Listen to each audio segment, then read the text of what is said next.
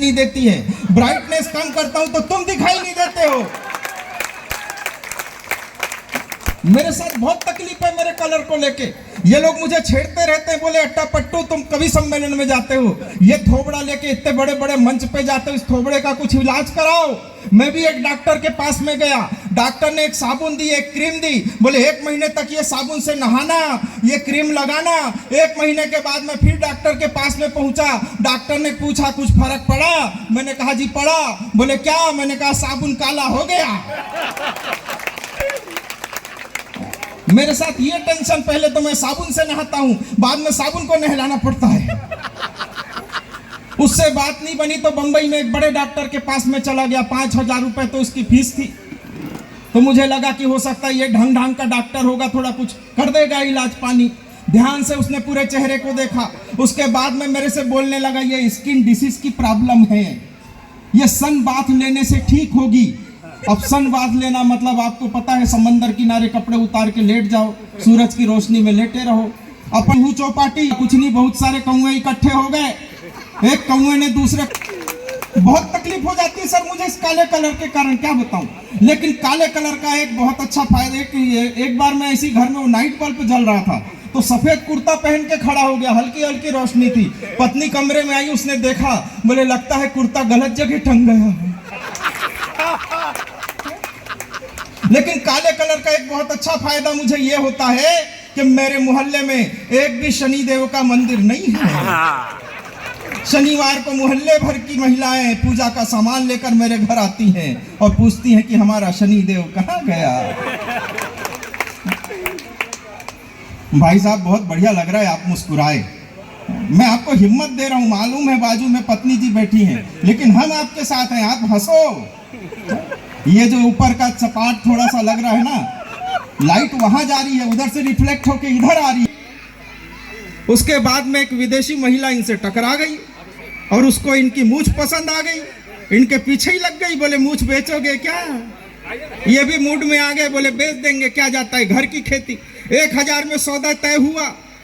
बोले 1,000 दिया, बोले लाओ मूछ निकाल के दो। अब भाई साहब ने दिमाग से काम लिया, इधर सर का बाल काटा, उसके हाथ में रख दिया। अब वो विदेशी मैडम बोले सौदा तो मूछ का हुआ था, सर का बाल काय को दिया? भाई साहब ने जो जवाब दिया वो सुनना, क्या कमाल का जवाब भाई साहब ने उसको दिया। भाई साहब ने कहा कि मैडम ये मेरा शोरूम है, माल तो गोडाउन से ही देता हूं।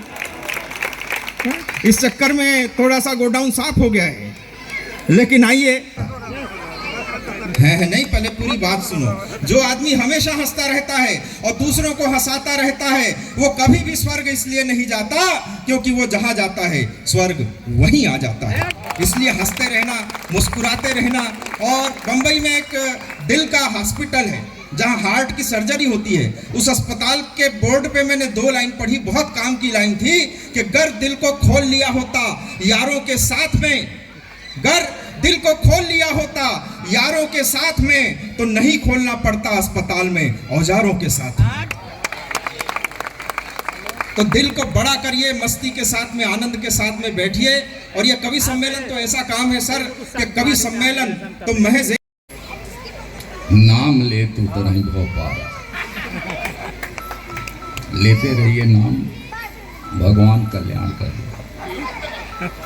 ओमपुरी यानी यार बड़े जिंदा दिल श्रोता हैं आप लोग। देखिए ना हमारे मोबाइल साहित्य के धनी इस मंच को प्रणाम करता हूँ। है ना, और ये खूबसूरत माहौल है, मंदिर का प्रांगण है, आप जिंदा दिल श्रोता यहाँ बैठे हैं। आप जैसे लोग जहाँ जिस महफिल में हो वो महफिल एकदम स्वर्ग बन जाती है। बैठे रहो, हम शुरू करते हैं। तो एक बार आपकी तालियां आ जाएं।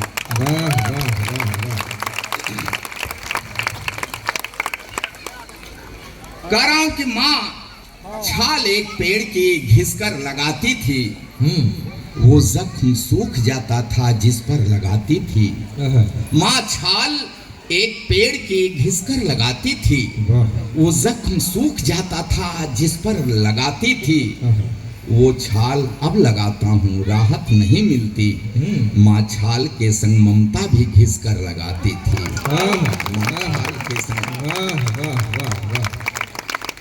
मैले फटे कपड़े मेरे जब धोने लगती थी, मुख देखकर मेरा उदास होने लगती थी, झुंझला के मेरी जिद पे मुझे पीटती तो थी, मैं रोता तो फिर माँ भी मेरी रोने लगती थी। वाह वाह मैं रोता तो फिर।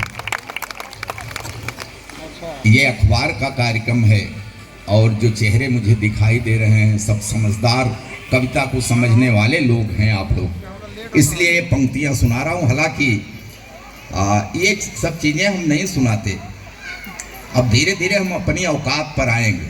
हाँ। स्वागत। और इस उम्र में आते आते 4 पंक्तियां याद आ गई। स्वागत है नीलोत्पल जी, स्वागत है। 4 पंक्तियां याद आ गई, सुनिएगा।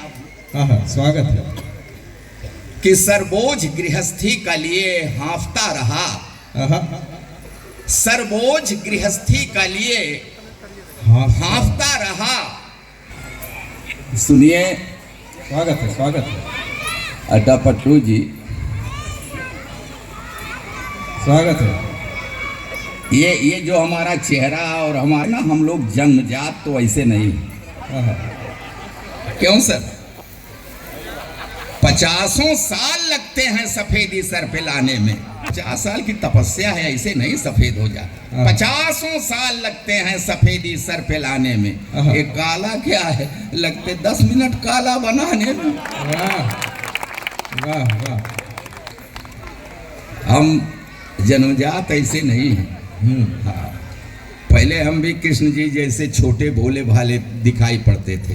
हाँ। घर गृहस्थी है, भैरव बाबा बना दे। क्या करेगा आदमी? वक्त है जिसने तुम्हें यूं रूपवंती कर दिया, वक्त है जिसने तुम्हें यूं रूपवंती कर दिया, लेकिन याद रखना जाने कितनों को इसी ने किंवदंती कर दिया। वाह, ये वक्त है। वक्त है जिसने तुम्हें यूं रूपवंती कर दिया, जाने कितनों को इसी ने किंवदंती कर दिया। देखकर मुझको हंसो मत, मैं भी गब्बर था कभी, वक्त ने गब्बर से मुझको अब बसंती कर दिया।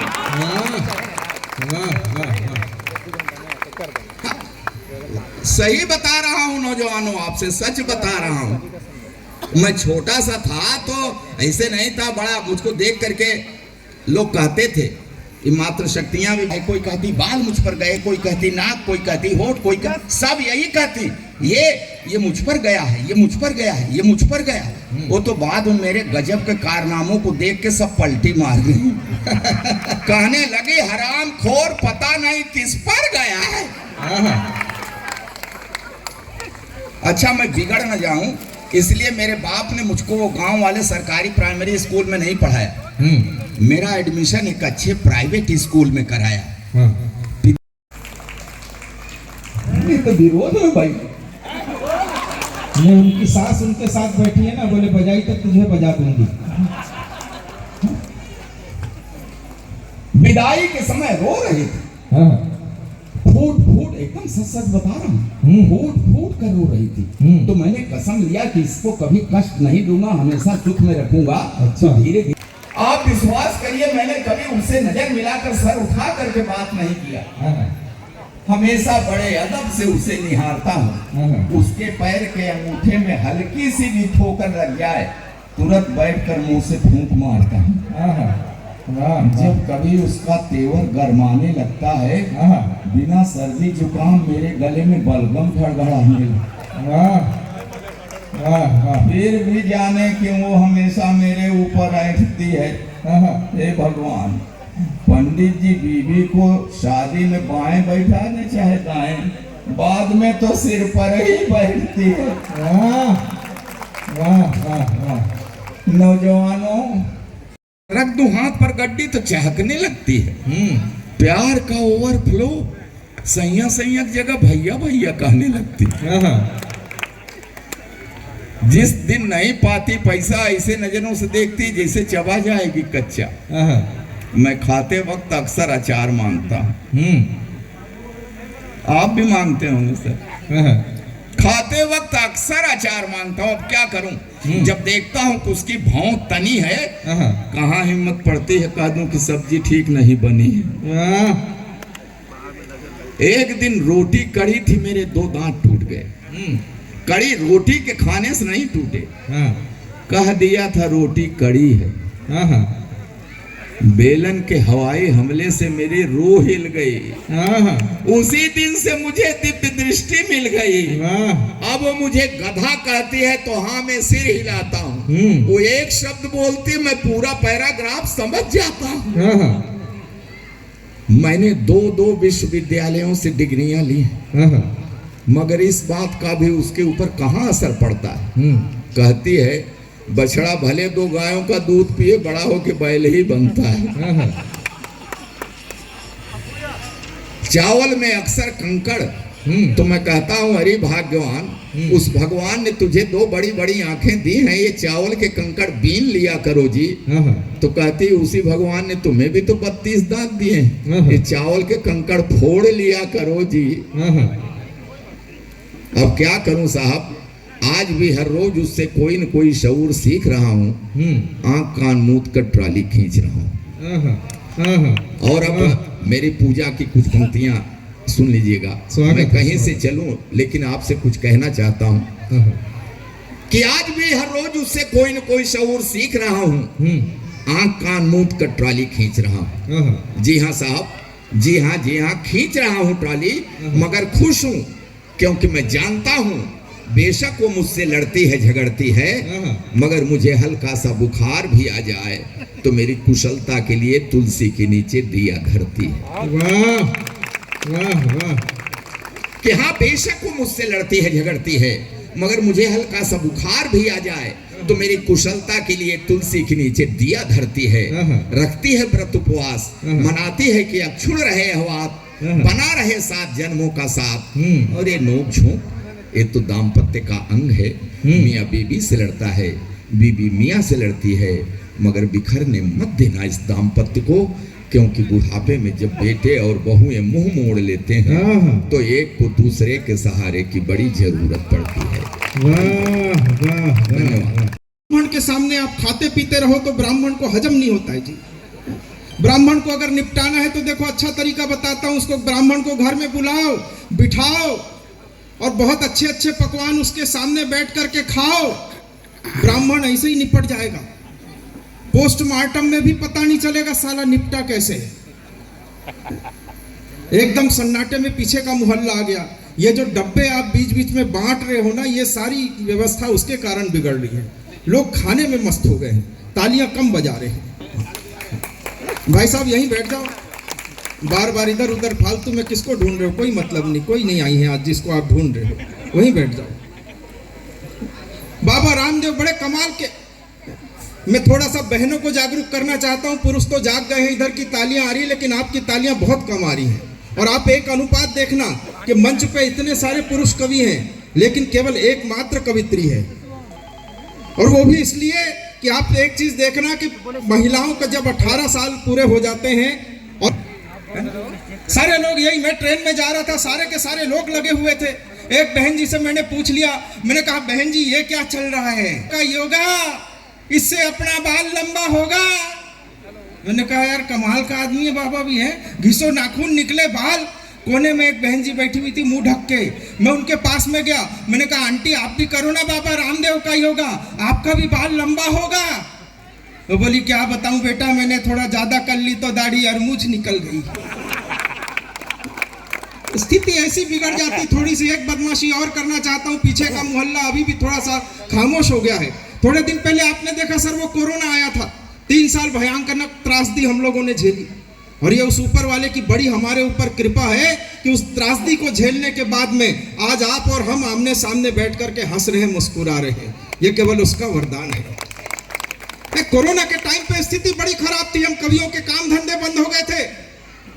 मुझे मेरे दोस्त ने फोन लगाया, बोले मोदी जी ने कवियों को नौकरी देने के लिए एक स्कीम बिठाई है, दिल्ली में इंटरव्यू देने के लिए जाना है, नौकरी मिलेगी कवियों को। मैंने कहा ठीक है भाई चलते हैं, ऐसे ही काम धंधा बंद हो रखा है। मैं अपने दोस्त के साथ में इंटरव्यू देने के लिए दिल्ली चला गया, उसका नंबर पहले था, वो इंटरव्यू दे के निकला तो मैंने उसको पकड़ा, मैंने कहा यार एक तो बात तो बता, अंदर क्या क्या पूछ रहे हैं? बोले खाली 3 सवाल करते हैं, ध्यान से सुनना, 3 सवाल, खाली 3 सवाल करते हैं। पहला सवाल ये करते हैं कि अपने देश का प्रधानमंत्री कौन? तू बता देना, नरेंद्र भाई दामोदर भाई मोदी।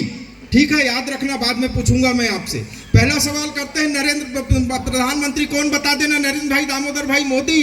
दूसरा सवाल यह करते हैं कि अपने देश को आजादी कब मिली? तू बता देना, 1857 से प्रयास चल रहा था और 1947 में सफलता मिली। और तीसरा सवाल यह करते हैं कि चांद पे जीवन है क्या? तो तू बता देना, वैज्ञानिकों का यही मत है, लेकिन आज तक कोई साबित नहीं कर सका। अब जल्दी जल्दी में राजीव जी जल्दी जल्दी में मैंने उत्तर सारे के सारे रट लिए, क्वेश्चन सारे के सारे भूल गया। जैसे ही अंदर गया, जाते ही उसने पहला सवाल किया, बोले तुम्हारा नाम? मैं भी हड़बड़ाते हुए बोला, नरेंद्र भाई दामोदर भाई मोदी। तालियां अभी भी कम आ रही हैं। उसने ऊपर से नीचे तक देखा, बोले न दाढ़ी न मूछ न 56 इंची से, न नरेंद्र भाई दामोदर भाई मोदी। उसको थोड़ा सा गुस्सा आया, उसने अगला सवाल किया, बोले कब पैदा हुआ था? अपन ने रट्टा मारा था। मैंने कहा 1857 से प्रयास चल रहा था सर, 1947 में सफलता मिली। उसको और गुस्सा आ गया, बोले पागल है क्या? मैंने कहा वैज्ञानिकों का तो यही मत है, लेकिन आज तक कोई साबित नहीं कर सका। हमारे विशेष प्रतिनिधि के द्वारा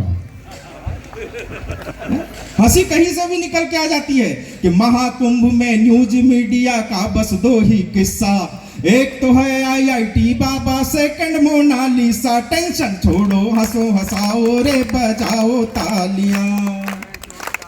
मैं तो सर कवित्री के बाजू में बैठना चाहता था, लेकिन ये लोग मुझे वहां बैठने नहीं देते।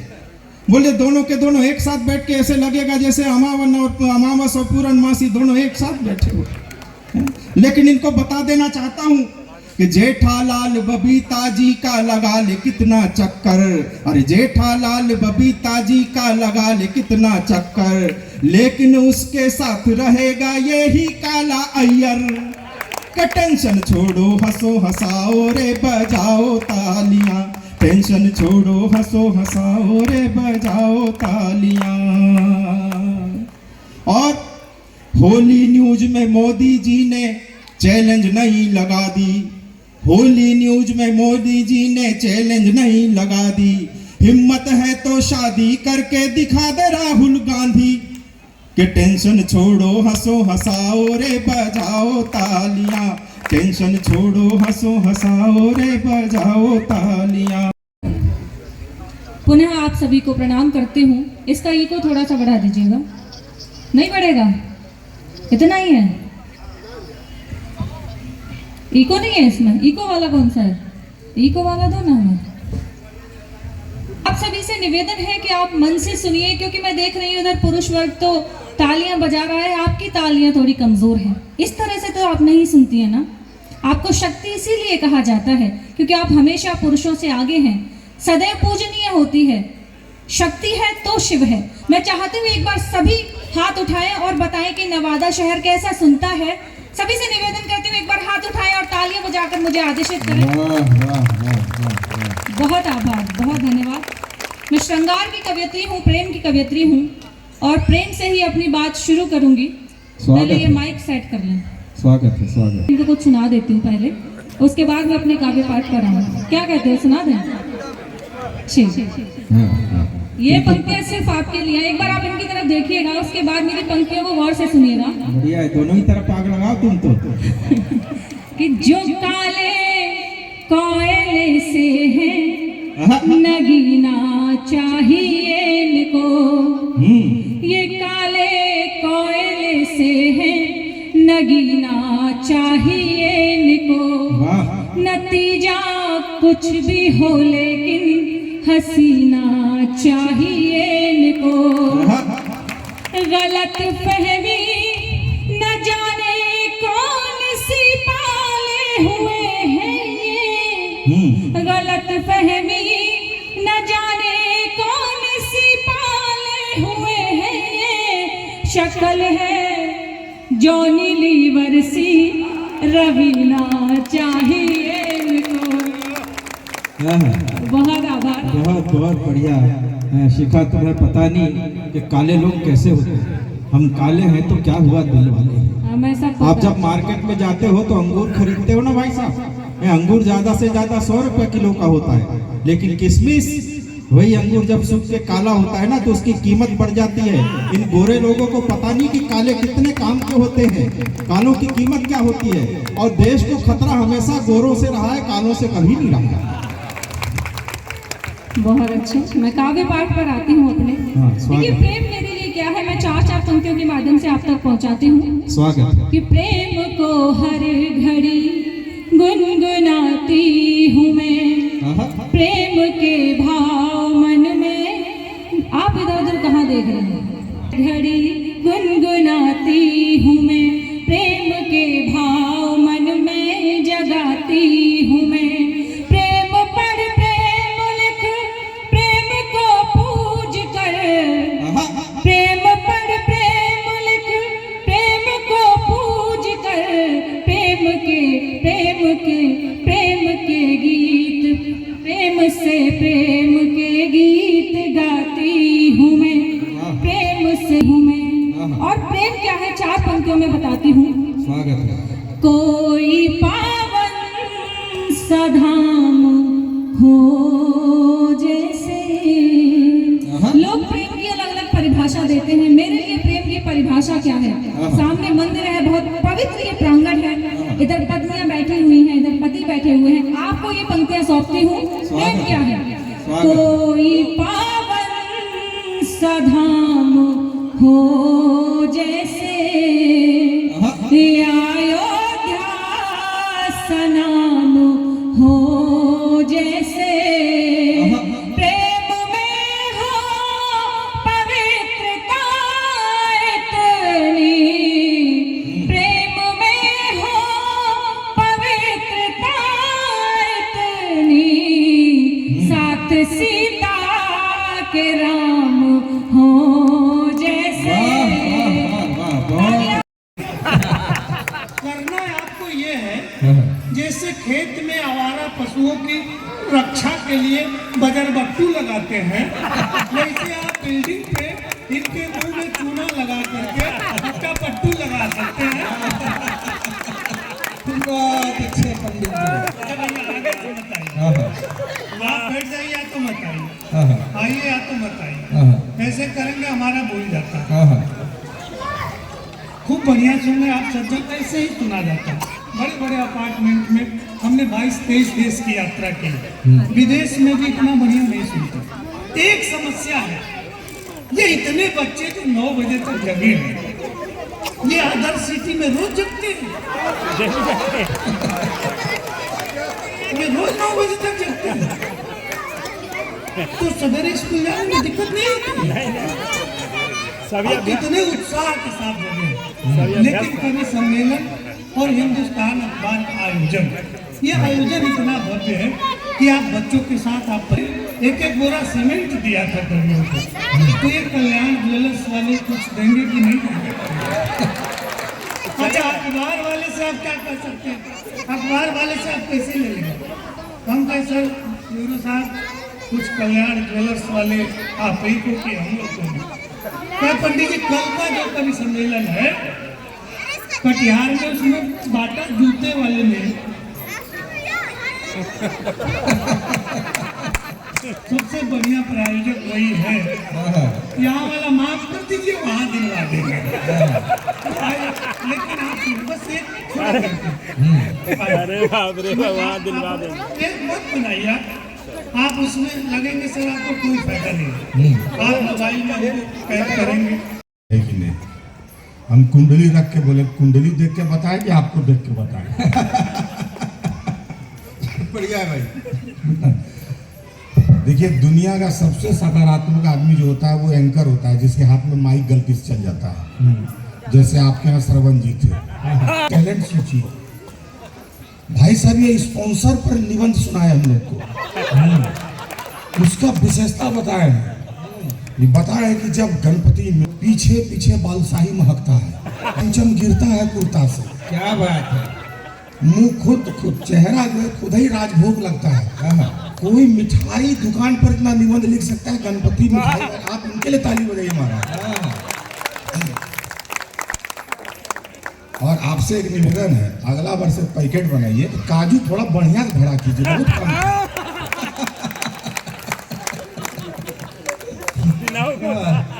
और आपके यहाँ कोई मैनेजमेंट में पढ़ता है क्या, MBA वगैरह करता है क्या?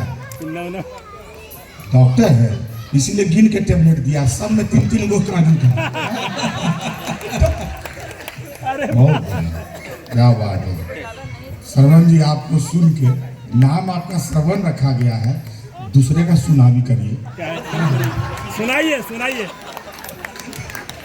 आप यहाँ पर किस फ्लोर पर रहते हैं? सबसे छत पर। टॉप पे? छत पे। ठीक, आप वहां से रहते हैं, दूसरा पर रहता तो कूद देता हूँ।